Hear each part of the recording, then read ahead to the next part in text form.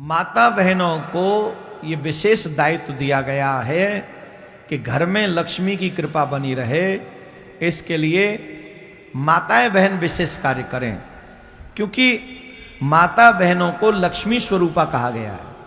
क्या कहा गया है? जोर से बोलिए।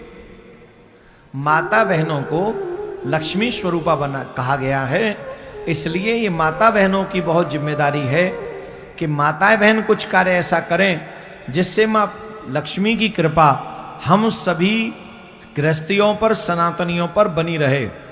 इसके लिए बहुत जरूरी है कि देवियों को चाहिए रसोई के बर्तनों में व्यवस्थित रखें। रसोई के बर्तनों को कई घरों में आप जाके देखते होंगे कि रसोई के जो बर्तन हैं वो पूरे घर में फैले रहते हैं। कई घरों में फैले मिलते हैं आपको। रसोई के बर्तन, जो घर के बर्तन हैं, वो कमरे में पड़े, झूठे पड़े।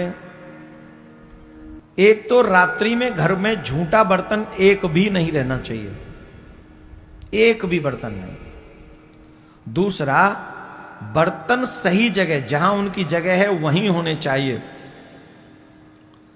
इधर उधर बिखरे नहीं होने चाहिए, ये ध्यान रखें। दूसरी बात, टूटे हुए बर्तन घर में नहीं होने चाहिए। कई जो आजकल के स्टील के बर्तन होते वो चटक जाते हैं।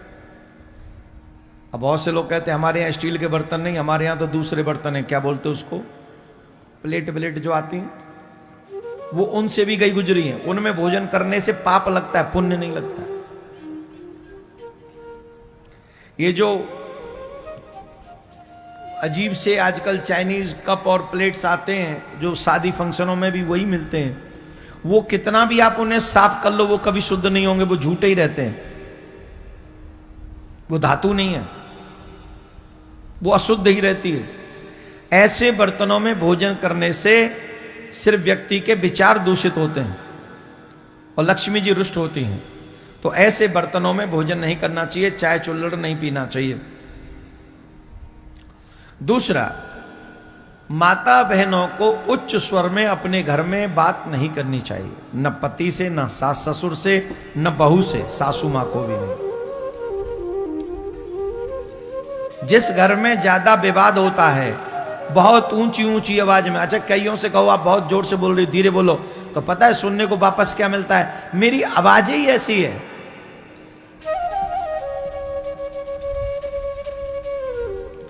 मैं बोल नहीं रही जोर से, मेरी आवाज ही ऐसी है। अरे इस आवाज में थोड़ा ठंडा पानी डालो। ऊंची आवाज में घर में बात नहीं करनी चाहिए। और इसमें जो बहुत अच्छी बात लिखी है, जो हम बता रहे हैं आपको, स्त्रियों को लाज का आभूषण हमेशा अपने जीवन में धारण करके रखना चाहिए। जो स्त्री लाज का आभूषण धारण करके रखती है, लक्ष्मी मां उसके घर को छोड़ के कभी नहीं जाती, कभी नहीं जाती।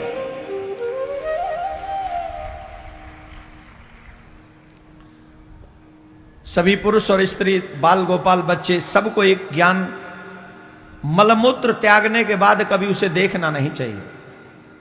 ऐसा करने से भी लक्ष्मी रुष्ट होती है।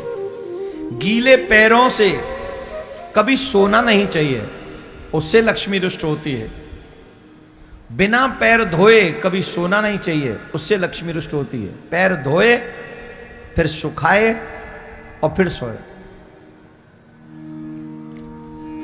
निर्वस्त्र कभी नहीं सोना चाहिए। जो निर्वस्त्र सोता है उस घर में लक्ष्मी कभी टिकती नहीं, वो लक्ष्मी का अपमान करता है, लक्ष्मी उसका घर छोड़कर चले जाती है। संध्या काल तथा दिन में भी सोना नहीं चाहिए।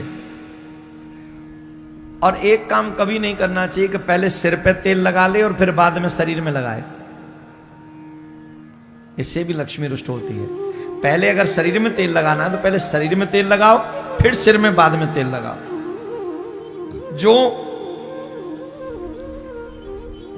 पहले सिर पर तेल लगाकर पीछे उस तेल को अन्य अंगों पर लगाता है, मस्तिष्क पर तथा शरीर पर तेल लगाकर मलमूत्र त्याग देता है, उससे भी लक्ष्मी रुष्ट हो जाती है। ऐसा नहीं करना चाहिए। जिसके नाखूनों में मैल जमी रहती है उससे लक्ष्मी रुष्ट होती है। जो पैरों को, जो शरीर को साफ नहीं रखता है उससे भी लक्ष्मी रुष्ट होती है।